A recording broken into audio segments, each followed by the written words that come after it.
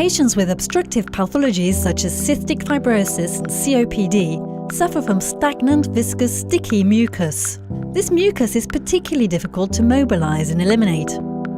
The signal generated by the Simeox is a succession of point depressions that deconstruct the mucus to liquefy it and to act on its thixotropy. It allows drainage of the mucus by passive and comfortable expiration without fatigue. Between each point depression, the patient is connected to atmospheric pressure, which prevents any compression of the bronchus. During the expiratory phases, the mucus deconstructs rapidly. It's transported and drained. During the inspiratory phases, it resumes its original form and properties and remains stagnant.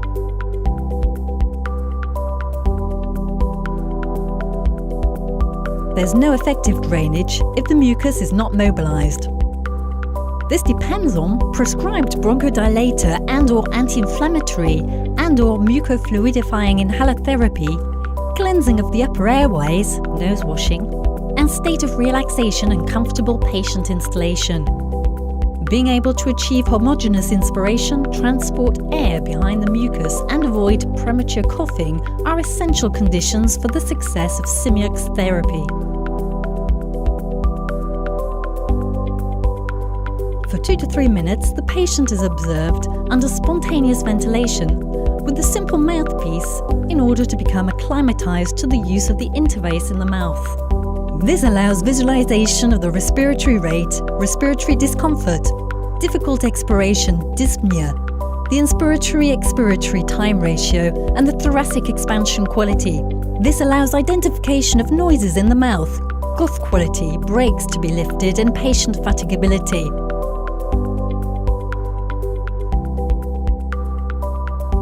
The appliance is plugged in. Check the filter and the hygiene of the interface according to the operating instructions. The patient is seated or semi-seated. The right, left dorsal or ventral lateral decubitus positions can also be adopted. The shoulders are relaxed with the head slightly extended. The mouthpiece is placed in the mouth like a trachea extender, keeping the glottis open. It must be placed on the patient's tongue and maintained between the teeth. The patient holds the tip with the left hand and the device controller with the right hand, if right-handed. Perform the first sessions at low power. Gradually increase the power when the patient has learned how to use the device and is able to diffuse the vibration in the bronchial tree.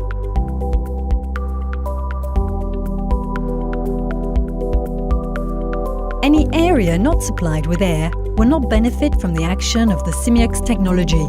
The inspiration must allow homogenization of the ventilation necessary to transport air behind the secretions. The Simeox action is based on a transfer of energy between air and mucus. The physiotherapist scrupulously accompanies this step and teaches the patient how to inspire correctly.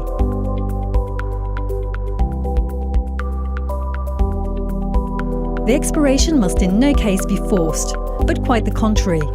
Carried out as a sigh with an open glottis, in order not to disrupt the Simeox action on the viscosity of the secretions. The patient must not actively blow into the device. At the beginning of this relaxed sigh, the patient triggers the Simeox. He perceives throughout the duration of his expiration the vibration that modifies the rheology of his mucus and transports it. The amplitude of the vibratory signal increases with a decreasing pulmonary volume. Vibratory amplitude is a major performance criterion. It's essential to work in pulmonary volumes that mobilize the mucus present in the distal respiratory tract. Each respiratory cycle causes the patient to take in the functional tidal volume, which he can move to the targeted areas. Warning: excessive or prolonged exhalation may cause premature coughing and rapid inspiration. During the first use, the patient may perceive the vibrations in the mouth and in the nose. They will disappear and be replaced by bronchial vibrations after a few sessions of learning the technique.